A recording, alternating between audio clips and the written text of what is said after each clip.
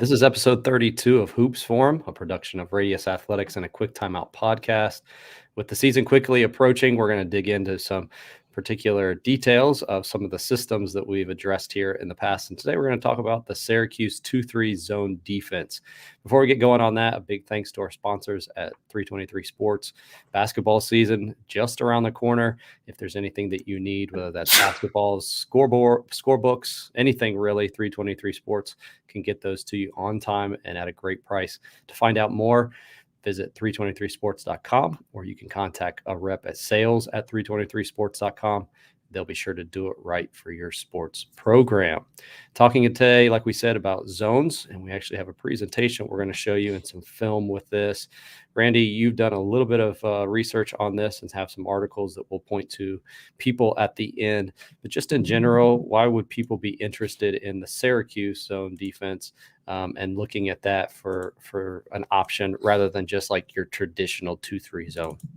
It's a great question. I would say first, we're talking today about something I have experience coaching, so that's good. Sometimes when we talk about some things, I just kind of bring my opinion on how I would coach something or would go about something. This I've actually installed and ran and used, and so I would say maybe the subtle difference that that would be the answer to the question you asked of why I kind of take the strategic approach that Syracuse zone, what makes it unique, would be that they actively try to take away 3-point attempts. So a lot of zones, a lot of people make the decision to play zone because their opponents are bad and can't shoot, right? So they just figure we'll stand in the paint or we'll pack the paint with 5 players in this zone, and as long as we take away any penetration or layups and things like that, and you're having to depend on your outside shooting ability, we'll get a hand up. But as long as you're shooting over us,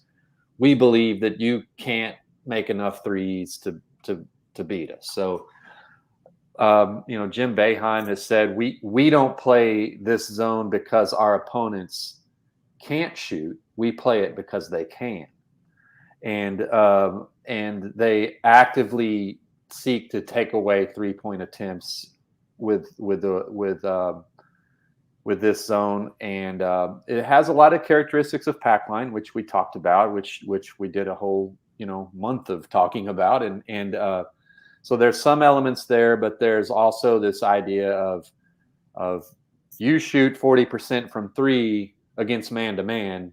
This is going to look and feel different, and we're going to try to actively take away 3-point attempts with some things we do in our zone. So that would be, if you're inclined to play zone, but I just don't feel great about just packing it in and letting them shoot, basically, this might help. This might be for you. By chance, you have the coach who, no doubt, there's a couple of them out there who are already saying, yeah, but I don't have the length that Syracuse has. Is this something that you do your opponents, nor do the teams you play have the length of the rest of the ACC. So everything shrinks in proportion. Can we move on? I will finish my question then. Yeah. That's. I've run this at several different levels and have found success in it. It obviously is probably a little bit more effective if you have guys that have 7-foot wingspans, but it still can be run, like you said. It's really effective when you do and your opponents don't. that's what's really effective, right? Yeah, but, right. Yeah. All right, let's go ahead and then dive into it and some of the aspects that makes it unique. By the way, those of you that are just listening to this on the podcast, another one of those where I would encourage you to go back to the YouTube page for Radius Athletics and watch the videos and also the diagrams that we have with this. Yeah, so here what I thought would be good to introduce in this diagram would be, as we continue to talk, listeners will know what I'm talking about when I say guard, forward, center. So this is a diagram showing the 2 guards up top, the 2 forwards on the back row, the outside players, and then the center who's your rim protector. So that's just to sort of set the definitions of the positions, and you can notice a little bit about where they are, like Syracuse, again, with the length they have and the way they're able to defend the width of the court with their length, will also pull up, kind of pull up toward the half court line more than, say, zone that just wants to sort of pack in the lane. They really extend that thing out. Their guards play maybe off the elbows a little bit higher, and their forwards play on a plane higher than the center. Sometimes that looks really exaggerated depending on the offensive alignment, but the forwards play up the court from the center, who's mainly the rim protector.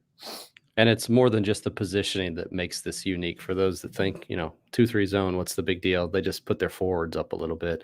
I feel like what we're about to show them is really what you can kind of tinker with. And for those that maybe have looked into a little bit, there's very little out there. Like probably if you search 2-3 zone Syracuse, Randy's articles are going to be probably one of the first things that you see, because even though Jim Boeheim has done some clinics on it, I've watched those clinics, and he goes to great length to not really tell you what they actually do, but a lot of story 50 time. minutes. Yeah, there's 50 minutes filled, but there's not really much that you get out of it. So some of those principles that make the 2-3 zone unique are what we have here in front of us. Randy, if you want to explain those. Yeah. So again, this is another sort of positioning diagram, but and if you actually watch him play in some of the video we're about to watch, I probably don't have those forwards high enough up the court in this diagram to truly reflect how it's more of almost like a 2-2-1 than a 2-3. It's like they're really high up the court. I probably in this diagram don't have that accurately reflected, but just more about positioning, and with the guards, I touch upon their number one commandment for that pair of guards up front is don't get split with the dribble nor the pass. So like we can't allow player one there in that diagram to dribble between us. We also can't let him or her throw a pass between us. So for the guards, their number one, top of mind commandment is don't get split with the dribble or the pass. Forwards up the court higher than the center. I don't have this mentioned, but we'll talk about it and show it in the film. Their responsibility is to take away wing threes attempts, not contest wing threes, which they end up doing, but like their real mission is to get out and take away wing 3-point attempts. So it's the forward's responsibility. When I see a lot of high school zones or sort of like non-Syracuse zones at other levels, it's, I always say the two guards, your two guards up top, probably your two quickest kids with the best feet and quickness and things like that. They're doing all the work, and they're red-faced and sweaty, just running around trying to guard these three players with a 3-guard front. And the three school board members' kids on the back row are just like their uniform's not even wet. Like you get nothing out of your bigger players on the back of the zone, and your two little guys or two quick girls are doing all the work. And your bigs and your forwards and centers are just kind of hanging out. In Syracuse version of the zone, that is not the case. The forwards are very active. They're very involved in the strategic underpinning of the zone, because it's their role to get out on threes and take away threes, particularly from the wing, from the side, if you will. As I've taught this, I've had more success explaining this to my players. As soon as you mention zone, they think my area. And therefore, if nobody's in my area, like you said, their shirt's chilling. Not very sweaty. They're just kind of just chilling. This is almost, there are elements of matchup to this. So if we'll show in a second, but if the ball's on one of those sides of the floor, the forward on the other side's not just chilling on the backside, but they're close enough that if there is like a skip pass, they're able to close out to that guy, because they are responsible for somebody in their area. You're always in a zone. Again, I've had, just whether or not you do the Syracuse zone, when I explain this to my players as being, you must be responsible to somebody, that oftentimes, otherwise you're playing 5-on-4, and there's obvious repercussions to that. Yeah. So, and in this clip too, again, what you just mentioned jogged my memory on a good teaching point. In this clip, you see a 3-guard front from the offense, 1, 2, and 3. In the traditional, like that's how a lot of zone offenses will shape up against a 2-3 zone with a 3-guard front. And you've got the 2 guards, and your instinct is to think, okay, the 2 guards got to have to guard those 3 players. But it's more like 2.5 players guarding 3, because on either side you're going to get a moment of help from the forward before you bump them off, which is something we'll talk more extensively about in a moment. But it's like these 4 players guard those 3 players. So if done right, it's 1, beautiful. 2, it's you have an advantage against the 3 guard front by using those forwards to help you, because it's like you've got 3.5, 2.5 players, but it's really 4 kind of guys who are responsible for taking away shot attempts from those 3 players. And you see that more. Randy was referring to those forwards. Yeah, they're really walked up they're here. all the way almost up even with the free throw line. But like there I would say that's somewhat driven by the alignment of their opponent here. Their opponent's 3 guard front is really high, and the forward's a good teaching point for them. Is if there's a man above you, you got to go to them. Like there's a man above you, like higher than you, you're going to be tasked to going to them at least momentarily until you get bumped off. So if they're walked up high, like you see, I don't know what team this is in white, but if they're walked up, they're not at free throw line extended. They're even higher than top of key extended. Those forwards are going to be really walked up if a team is initiating from this high. Mm-hmm. You're almost halfway between the offensive player and the block. So move accordingly. That's another principle. You will see a lot of zones, especially those backline guys. Their feet are like in cement. They're just they're in their area. No, and these guys are on their toes, man. Yeah, dynamic and always moving. So and the videos back to that slide real quick, Tony. Go back Sure. to that slide. And one thing I wanted to mention too before we move on, because we may not talk about it again, but I know I have to highlight the 2 big capital Fs on the forwards, and that draws your attention to them. But also look at the guards, how close they are together. If their hands were out to the side, which they should be, that's the teaching point of Boeheim, is the hands out, not hands up. Like you hear AAU mom shouting, "Get your hands up!" It's get your hands out, right? They want to close those windows between those gaps between the players by having their hands out, so they don't get split. But you can see those 2 guards are close together to where there's going to be no middle penetration with the ball between them. If one of these 2 offensive players behind the zone were to flash into the high post area, he can't throw it between the 2 guards into that player, because they're together. Like if their arms are out, their hands are not nearly touching to prevent that middle penetration via the dribble or pass. Sorry, I didn't mean to. No, and 2, the fact that this is a teaching point that I've heard him say on a video. Your center is like that anchor at the front of the rim. So you can see even from the picture, if you were to draw a straight line straight down from the front of the rim, he's basically 1 full step there. Yeah, and as we'll see in a few moments, if the ball does get to the middle, he's going to be responsible for that. But that's almost we don't want that to happen, because then we have to react and almost give up our 2-3 shape, which we'll get to in a moment here. So some video that kind of shows all of that, a couple of possessions. Let's go ahead and show them these. Skip forward through my dialogue there. So here I have the 2 guards sort of highlighted. And you see what you see there is that the forward jumps out and takes him until he's bumped off by the guard. And again, the forward's positioning is almost like pack line. No baseline. Don't get beat to the outside. In this video, you're going to see the guard deflection. So it's when the ball is on the wing, it's the off guard's job to sort of deter the guy there circled, to sort of deter the entry from wing into high post.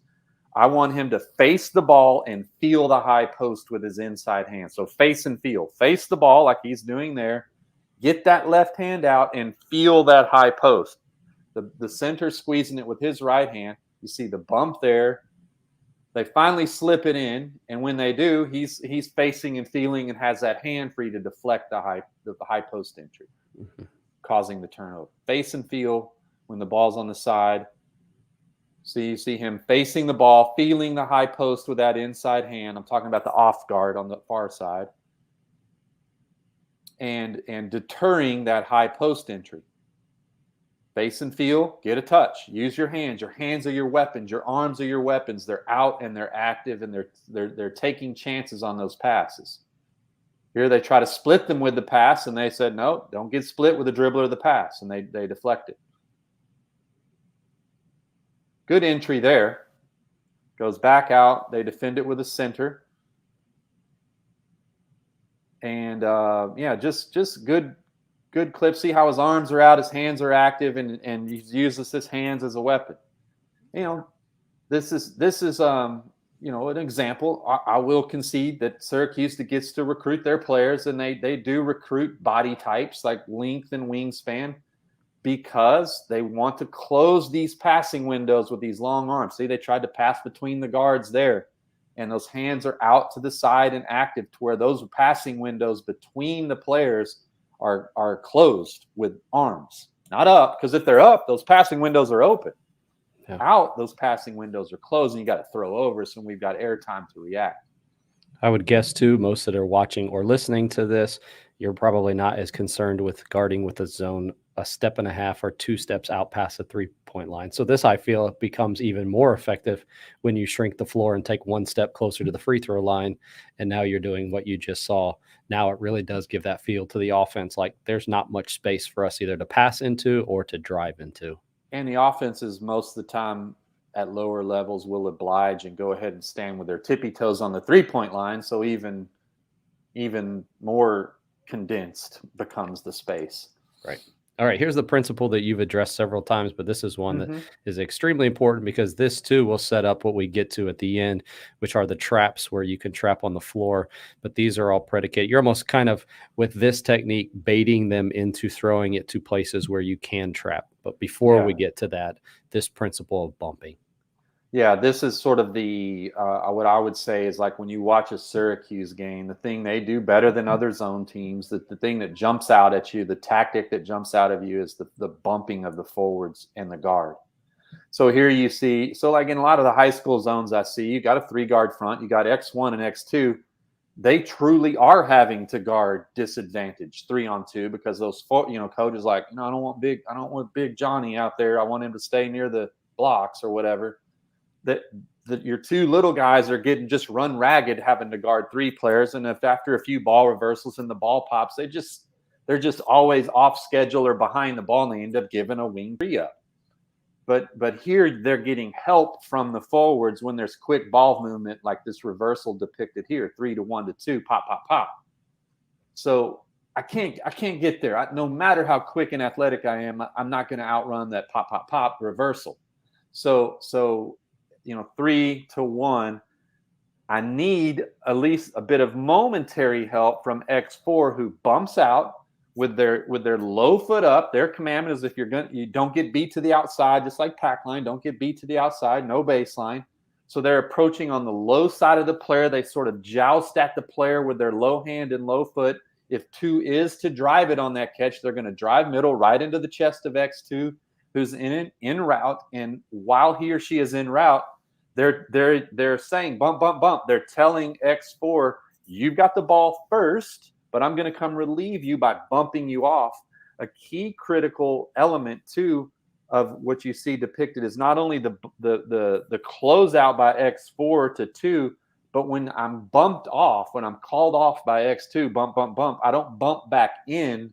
I bump down, like you see this arrow pointing toward that corner. So you'll see a Syracuse player jump out, low foot up, don't get beat baseline. He gets bumped off, and he'll sort of backpedal with his hands above his head. Doesn't have eyes in the back of his head, so he has to assume there's either a player in the corner, long corner, or short corner behind him, and he's going to bump down, not back in, but down to sort of take away vision if 2 wants to make that pass down to 5. And also 2x2, it's not an east-west closeout. There's, as you've diagrammed it here, there's almost like a loop so that you don't get split right down the middle and the ball be driven right to the middle of the paint. Yeah, you want to if 2 puts it on the floor, you're going to absorb that drive. So I've got the 3-point attempt forward. You got the drive guard in route. Yeah. Here's one more with the forwards. This is why we've included this, and then we'll show you a video. But this idea of pinching the forwards, as the video showed earlier, the ball does get in the middle sometimes, but it's not we just then relent. And, I've seen some like switch straight to man, but with this, they actually use a technique to keep the shape of the zone. Yeah, and Syracuse when the ball does go into the high post, I would say it then becomes the center's man. It does sort of become their man. Like you've got that player. So, again, I have a traditional zone offense here, and that's another argument for running zone defense is you kind of see the same offense week after week and game after game. Like people they may do different cuts and movements to get to this spot, but they're typically going to have a 3-guard front, a high post, and someone behind the zone, no matter how intricate they make it before that, but they oftentimes get to this. So you end up seeing this over and over again. So bumping, we talked about. Pinching is what we see here. 2 enters to 4, 5, X5, the center has it. Man to man. They can test the shot if they shoot it from the nail or the area right below the free throw line. They're ready to play man-to-man defense if the guy attacks from there and contest the shot. But there's typically a player behind the zone. And since the forwards don't have eyes in the back of their head, they don't know whether he's on left or right. So you'll see immediately, and we've got video of when the ball's entered to the zone, the center steps up to take the player with the ball in the middle of the zone, and the forwards will pinch down to the blocks. I got to assume there's someone behind the zone, and what we're trying to take away is that high-low pass that is a characteristic of a lot of zone offenses. As we enter the high post, and before that forward can pinch back down, we throw it high to low through that passing window and get an easy shot. So here you should see some entering into the high post, and then those forwards pinching down to take away the high-low dump down pass from high post to the guy behind the zone. And you see North Carolina State here. Very traditional, 3-guard front, high-low. Here it is. Okay, so now this forward, he's going to pinch down. Now here's what I like, is the center's going to look, and for a moment he sees what I call false daylight. Oh, he's open. And he throws it, and the minute it leaves his fingertips, he wishes he had a yo-yo string on it and can bring it back, because the forward is pinching down to take that away. So it's there's a little bit of a passing window there that looks open, but the forward's en route, and they're well drilled. So bumping and pinching are your 2 zone skills to drill and rep if you're going to use this defense. So here it is again. Oh, he's open. I'm going to throw it. Oh, zoop, false daylight. Same thing here. Eventually they'll work it into the high post. And you'll see the forward pinch. Takes it away. That's actually a good zone offensive tactic by that player there, to kind of seal out that forward before he can pinch down, and knowing they're going to pinch to seal him out, but they still resulted in a turnover. I thought it was good the way that you put it. I never thought of it this way, but most teams, when you play against them, are eventually going to get to like one of 2 alignments, and they're going to try to attack it the same way. So you almost, as a defense, get to practice the same scenarios over and over and over, I think, which is what makes them so good by the time that they get to March. There have been some surprise runs in the last 10 years of Syracuse, but by the time they get to the tournament, they've perfected all of those scenarios that sometimes they keep reappearing throughout the season. It's like we're playing the same guys in different uniforms all the time, because the zone, I mean, I know I would get pushed back by this from coaches, but like there's only so much you can do on zone offense. You get where they ain't. That's kind of a little Texasism I use. Get where they ain't and shoot it, right? So where are they not? Well, they're not in the middle of the floor. They're not on the wings. They're not. We can get behind them, and there's no one we can play in that spot. So you end up seeing the same thing over and over again, and yeah, it becomes like you're just playing the same opponent quite often. Right.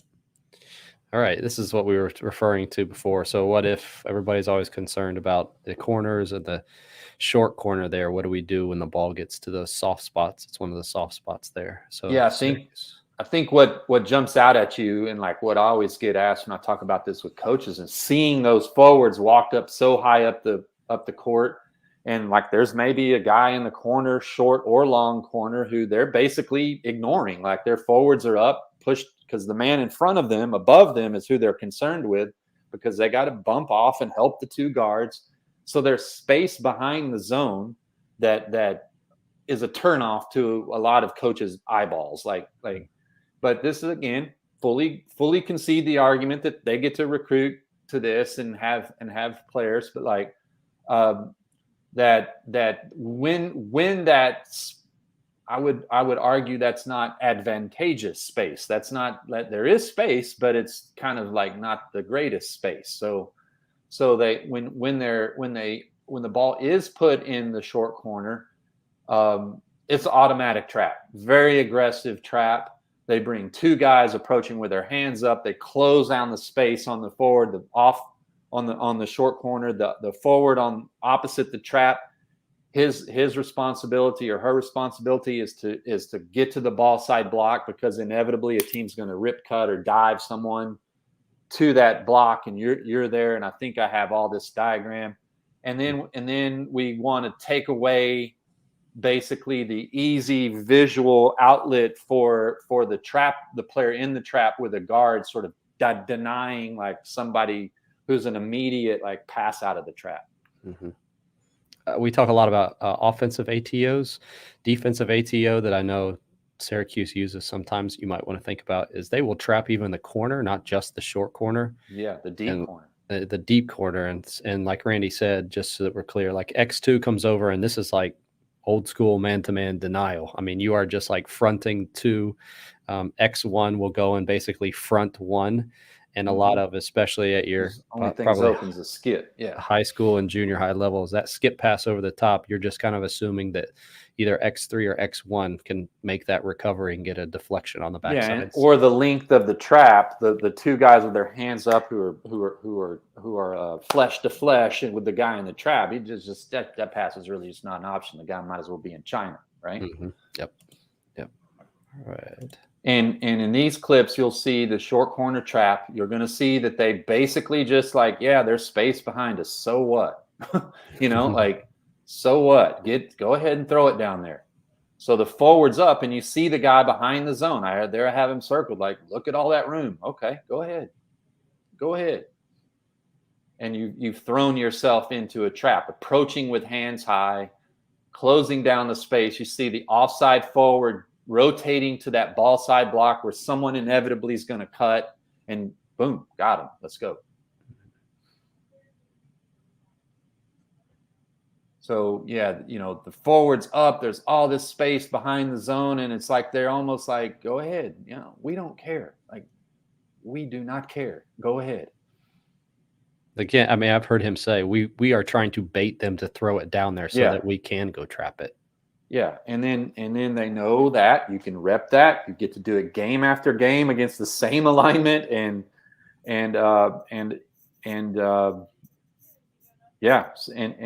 you anticipate what's going to happen. Offside forward just knows I've got to go to that ball side block. Someone's probably going to show up there, and you can see right there, great where you paused it there to where he breaks on the ball. Yeah, there's a deep corner trap. Yeah, here's a deeper right here. Yeah. Yeah, and there's a lot of false daylight, right? Like things that actually are open. When you first catch the ball, I think I can go boom, trap, pass, and it looks open. It's visually, there's my guy. No one's guarding him. But when the ball's in the air, someone's rotating to that, and you wish you could take it back, like an NFL quarterback throwing into a player against the zone coverage in the secondary. Like, there's only a small window of time when he's going to be open, and there's a player breaking on that ball. Yeah. These were great. I would encourage a coach, if you are a 2-3 zone, whether or not you do all the things that Syracuse does, the videos that we've included and that Randy has on his website and then also on YouTube, this is almost like a free film session. He's done all the Yeah. work for you. So maybe go back and use these, especially here at the beginning of the season as you're introducing these. This is what we want to get to. This is where we want to trap. This is what you should look like. This is how beneficial it is having high hands. I mean, all the stuff that you already know, film that you may not have on your team. This is these 3 clips right here that they were only like 3 minutes long or whatever. Yeah. Would be super beneficial. In addition to the videos that you have, Randy, what are some other resources that you have available? Yeah, I've done some tweeting about some of these diagrams and some of the coaching points with, and I always try to organize those with the hashtag 23zone tips. So that you could click on that on Twitter, and some other coaches have shared content using that same hashtag, which that's what they're for. Use the hashtag to organize the ideas. So I would say too, I'm happy to help coaches in my RAMP program who want to kind of go through how to go about putting this in and using it. And I'd say what's out there on YouTube is like that would get you started. There's plenty there to get you started, and you can get your guys kind of understanding it. But yeah, there might be some things that aren't covered that offenses do, and that edge case type discussions that would be worthwhile to have personally. But the diagrams and the videos are enough to get you started. Again, like I said, you kind of end up seeing the same things often. And I actually have experience coaching this defense and really liked it. It's fun to coach. And last thing I would say would be just watch them play. Watch Syracuse play. I love watching them play. Like, I know a lot of people don't, like, because they play zone and it makes the game kind of weird. But there's very few times when I'm scrolling through what games are on that I don't tune in to watch at least a little bit of Syracuse, because I like the way they operate in that zone. I like to see what other coaches are. We'll see what he's going to roll out. This is a team where what you're going to get when you play them. Like it's like, I wonder what defense they'll play. Nope, you know what you're going to get.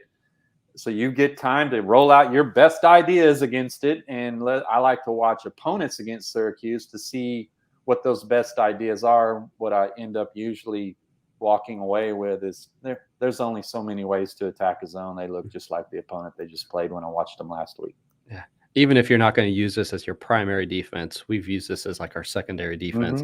And it looks different enough that it is to the offense can be confusing, that you can get away with a few possessions and get some steals, deflections off of it. So maybe consider using it that way. Yeah, you think too about like we practice our man offense so much. We devote so many practice hours to our man offense, and then we're like, okay, well, we got to put in a zone offense, and here it is, and like maybe that way of playing doesn't get fully coached to the level and depth and broken down like our man offense obviously does. So as a zone coach, you're seeing your opponents playing an offense that they're not quite as familiar with and not quite as adept with as the one they've devoted all their man hours to. Yeah, good stuff. Before we wrap things up, if you're wanting to increase your school's revenue and improve the fan experience, then check out Sideline Interactive. They're the leading manufacturer of scoring tables and video display boards for high schools and colleges around the country. To find out more, visit sidelineinteractive.com. Again, that's sidelineinteractive.com. Appreciate all of you who joined us this week. If you missed any part of the live show, you can go back and watch that on the Radius Athletics YouTube page. Just search Hoops Forum. Or you can listen to the audio version of it by searching a Quick Timeout podcast. You'll find there the show in podcast platform. Thanks to Randy for all he has done to help us with this and for all the resources that he has supplied. For Randy, I'm Tony. We'll talk to you again next week on Hoops Forum.